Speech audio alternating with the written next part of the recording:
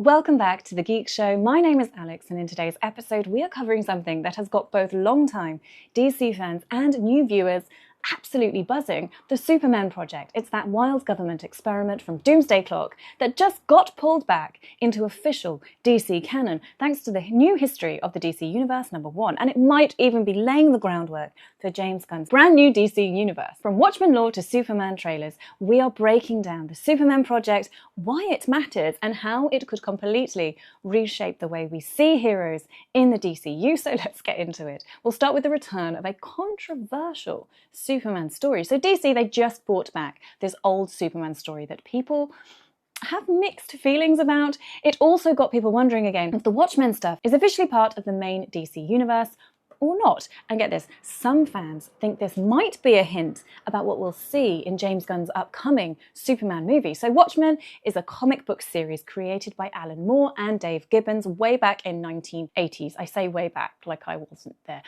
It's kind of a darker, more serious take on superheroes. It's not your usual like good guys in capes just saving the day. Instead of those classic heroes like Superman or Batman, for example, it focuses on the more flawed human characters. Some of them, they're pretty messed up, and honestly, the story, it looks at what the world might be like if superheroes were real and how they'd affect things like politics, war, and even society. It's famous for being deep and gritty and kind of cynical, really. Even though it was originally its own separate thing, DC owns Watchmen, and over the years they've started mixing those characters into the main DC universe, which has led to a lot of debate among the fan base about whether Watchmen should actually be considered part of Superman and Batman's world. But what even is the Supermen Project? So this new comic called The New History of the DC Universe #1, it's written by Mark Waid with art by Todd Newak and Jerry Ordway. Now basically it's trying to clean up, I suppose, and explain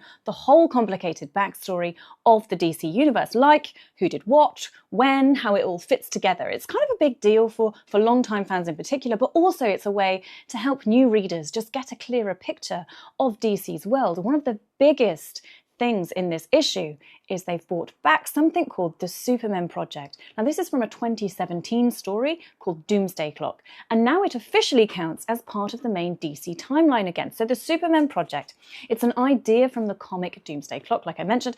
It's a big crossover essentially between the Watchmen characters and the main DC universe. In that story, the US government and other countries, they sort of started secretly creating like their own superheroes, kind of like superpowered weapons to compete with one another. Now the idea was that Superman might not be the only one. Countries were trying to make their own Supermen, and it was part of a bigger political game, like a superpowered arms race.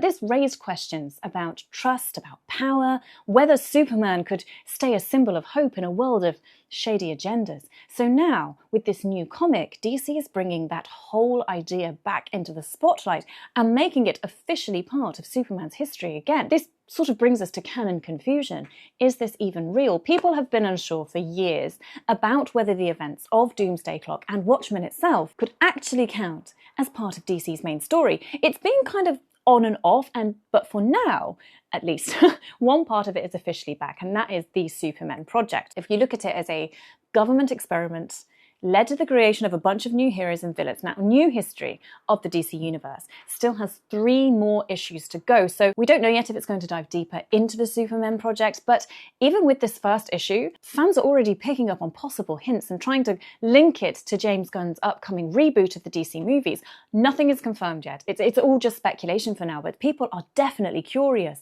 especially the New History issue. It name drops things. Names drops Dr. Niles Calder, Will Magnus, Martin Steen, and Simon Stagg as participants in the Supermen Project. And that matches kind of what we've glimpsed in trailers and of course Pacemaker Season 2 with Stagg Industries, Metamorpho, Hawkgirl, Guy Gardner, Mr. Terrific and Maxwell Lord. They all appear. Now fans are saying, hey, this comic update, it ties directly into that cinematic world, which is really exciting. The trailers are talking. We've got hidden clues in the DCU. In the trailers for Superman, we see the Stagg Industries logo and even a glimpse of Metamorpho, both of which are tied to the Doomsday Clock and the Supermen Project. Hinting that these elements are being brought into the movie universe, it's kind of starting to feel like we're seeing a live-action version of this project taking shape. On top of that, DCU shows like Creature Commandos and Peacemaker Season 2, they're already featuring key figures connected to the project. Like I mentioned, Will Magnus, who's the creator of the Metal Men, Maxwell Lord. All these pieces popping up across the board have fans thinking James Gunn is maybe, hopefully, quietly building the Supermen Project into his rebooted universe. If the Supermen Project is part of the story, we might see a world where governments have already been creating their own heroes or even villains long before Superman shows up. Now that would shift the dynamic, possibly making Superman's arrival even more significant, especially if he ends up being the first true hero in a world full of artificial manipulated ones. It kind of opens a door for political tension, distrust, and bigger questions about what it really means to be a hero, which does fit right into Gunn's style of storytelling. The Watchmen connection and why it still matters. Let's talk about that. So in a way, Doomsday Clock, it felt like a full circle moment for DC and Watchmen. Originally, Alan Moore had pitched the Watchmen story using existing DC characters, but it eventually turned into its own standalone series, one that completely changed the superhero genre. Fast forward about 30 years or so, and DC decided to bring those Watchmen characters into the main universe with Doomsday Clock. It was a bold move, but not everyone loved it. Fans, they were pretty split at this point on whether it worked or if it should have even happened at all, really. Now, just because the Supermen Project gets a shout out, it doesn't mean that DC is bringing the whole Doomsday Clock storyline back into play, but it does show that Mark Waid, a writer fans, we really trust him, right? He saw something cool in that story and he's decided to keep it. It's kind of like he said, hey, this part actually kind of works, and he pulled it into his new cleaned up version of DC's history. So while this whole arc, it isn't coming back entirely, this little piece has kind of found a new home. Are we looking at a superhuman world before Superman? So what that really adds up to is a bit of a tease, I suppose, a hint that there's probably more to come with the Supermen Project, both in the comics and then maybe even on screen. Now, since James Gunn has rebooted the DC movie universe officially, and he's obviously kicking it off with Superman, it kind of leaves the door open for this idea to play a bigger role later on. Whether it's secret government experiments, new heroes, bigger conflicts, the Supermen Project, it could end up being a key piece of the puzzle. If we look at the quiet bombshell in Barry Allen's narration, as this first issue of the new history of the DC universe gets into the later part of the 20th century, the story narrated in-universe by Barry Allen, aka the former Flash. Now, though actually written by Mark Waid, it drops an important piece of lore. It explains that decades after the Justice Society vanished, the US government, it reached out in desperation to several accomplished scientists and financiers in hopes of sort of like actively creating new heroes. Now, among the names mentioned are Dr. Niles Calder, Will Magnus, Professor Martin Steen, and Simon Stagg. Now, they're all familiar faces to longtime DC fans.